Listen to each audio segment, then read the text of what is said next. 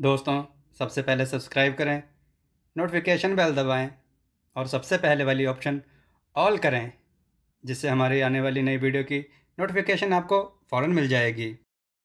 जय श्री राम भक्तों। दोस्तों, जो हमने वीडियो में प्रश्न पूछा था कि श्री ओंकारेश्वर ज्योतिर्लिंग किस राज्य में स्थित है, तो उसका उत्तर है भारत के मध्य प्रदेश राज्य के खंडवा जिले में स्थित है। चलिए आज की कथा श्रवण करते हैं। आज की कथा है चतुर्पत्नी और भोला पति और खेत की फसल। आइए कथा श्रवण करें। दोस्तों, बहुत समय पहले की बात है। गंगा के तट पर एक गांव था। कई सालों से नदी में आई बाढ़ के कारण उस गांव के लोगों की फसलें बह जाया करती थीं। लोग बहुत परेशान थे, किंतु उसी गांव में रहने वाले एक गरीब किसान की फसल तो पूरी तरह से नष्ट हो जाया करती थी। उस किसान का नाम भोलू था। उसके जो भी खेत थे सभी गंगा से सटे हुए थे। गरीब भोलू को पेट भरने के लिए दूसरों के खेतों में काम करना पड़ जाता था। भोलू की पत्नी बहुत ही चतुर थी। वह भी किसी न किसी प्रकार उसकी मदद करती थी।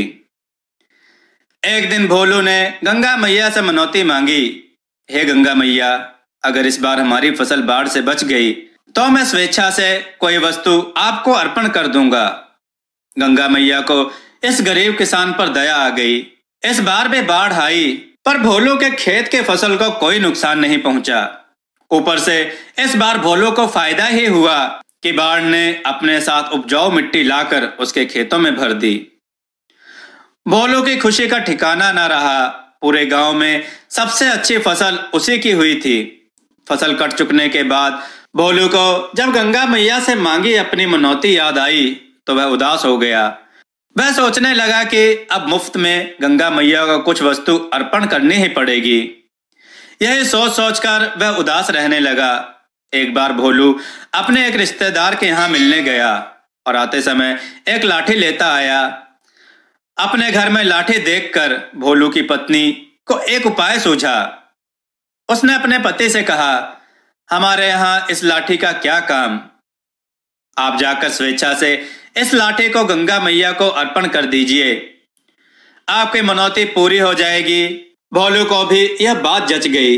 वह लाठी लेकर गंगा मैया के पास गया और बोला, हे गंगा मैया, मैं स्वेच्छा से यह लाठी आपको अर्पण करता हूँ, इसे स्वीकार करें। और लाठी को गंगा में बहा दिया।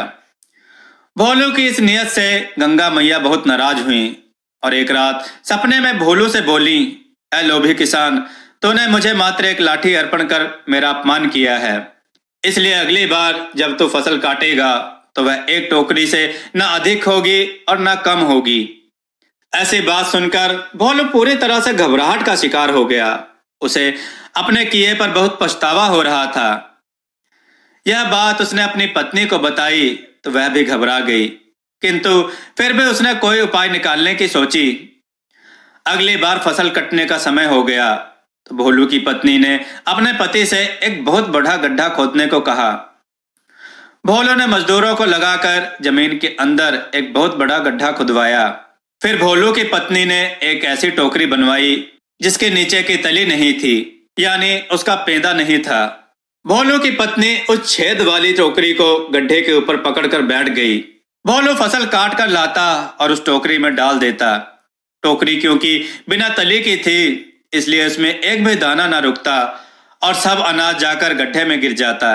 बार बार फसल काटकर भोलू लाता और टोकरी में डाल देता, किंतु टोकरी खाली की खाली ही रहती। खेतों से काटा गया सारा अनाज उस गड्ढे में समा गया, पर गड्ढा अभी भी आधे से अधिक खाली था। भोलू की पत्नी भोलू से बोली, अब गंगा मैया को बुलाकर अपने वायदे के अनुसार इस टोकरी को भरने को कहो।